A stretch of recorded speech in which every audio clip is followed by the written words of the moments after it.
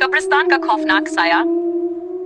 गांव के पास एक पुराना और सुनसान कब्रिस्तान था जिसके बारे में डरावनी कहानियां मशहूर थी।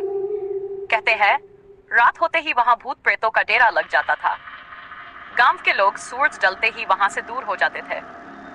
लेकिन अजय गांव का एक नौजवान इन बातों को बकवास समझता था। एक दिन उसने दोस्तों के सामने शान में आकर कह दिया, मैं इस कब्रिस्तान में पूरी रात अकेला बिताऊंगा और साबित कर दूंगा कि यह सब सिर्फ मनगढ़ंत कहानियां हैं। अजय की बात सुनकर उसके दोस्तों ने उसे चुनौती दे दी और अगली रात अजय अकेला कब्रिस्तान में चला गया। आधी रात का वक्त था, आसमान में बादल छाए थे और चांदनी की हल्की रोशनी कब्रों पर पड़कर अजीबोगरीब परछाइयां बना रही थी। अजय के कदमों से सूखी पत्तियां चमराने लगीं। जैसे जैसे वह अंदर की ओर बढ़ा, चारों ओर घना सन्नाटा छा गया। उसने अपनी जेब से टॉर्च निकाली, लेकिन जैसे ही उसने टॉर्च जलाने की कोशिश की, टॉर्च अचानक बुझ गई। ये क्या? अजय ने खुद से बड़बड़ाया। तभी उसे पीछे से किसी के हल्के कदमों की आहट सुनाई दी। उसने मुड़कर देखा, लेकिन वहां कोई नहीं था। दिल की धड़कन तेज हो गई, लेकिन उसने हिम्मत नहीं हारी और आगे बढ़ता गया। कुछ दूर चलने के बाद उसे एक टूटी हुई पुरानी कब्र दिखाई दी, जिसके पास एक काला साया खड़ा था। साया धीरे धीरे उसकी तरफ बढ़ने लगा। अजय ने सोचा कि यह उसकी आंखों का धोखा है, लेकिन तभी साया हवा में तैरता हुआ उसके करीब आ गया। अजय की सांस रुक गई, वह हिल भी नहीं पा रहा था। साया का चेहरा धीरे धीरे साफ होने लगा।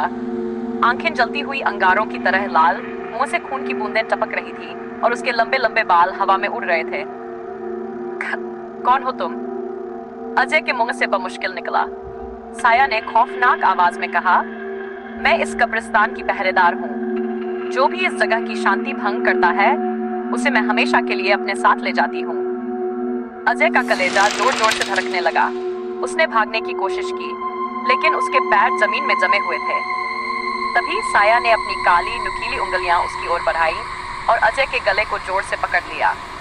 अजय ने चीखने की कोशिश की, लेकिन आवाज उसके गले में ही घुटकर रह गई। वह छटपटाने लगा, लेकिन साया की पकड़ और मजबूत होती गई। तभी चारों ओर कब्रों से और साये निकलने लगे। वे सब अजय को घेरकर जोर जोर से हंसने लगे। उनकी हंसी इतनी भयानक थी कि अजय की रूह कांप उठी। तुमने हमारी शांति भंग की है, अब तुम्हें सजा मिलेगी, साये एक स्वर में बोले और अजय की आत्मा को कब्रिस्तान में खींचने लगे। सुबह होने पर अजय के दोस्त कब्रिस्तान के बाहर पहुंचे। उन्होंने सोचा कि अजय हंसता हुआ बाहर आएगा और अपनी जीत का जश्न मनाएगा। लेकिन जब वे अंदर गए तो अजय कहीं नहीं दिखा। सिर्फ एक पुरानी कब्र के पास उसकी चप्पलें पड़ी थी और कब्र के पत्थर पर खून से लिखा था, अब मैं भी इसी कब्रिस्तान का हिस्सा हूँ। उस दिन के बाद से गांव में किसी ने अजय को नहीं देखा। लोग कहते हैं कि रात को अगर कोई उस कब्रिस्तान के पास से गुजरे तो कभी कभी उसे एक साया नजर आता है जो मदद के लिए पुकारता है। लेकिन जो भी उसकी मदद करने की कोशिश करता है, वह भी कभी वापस नहीं लौटता।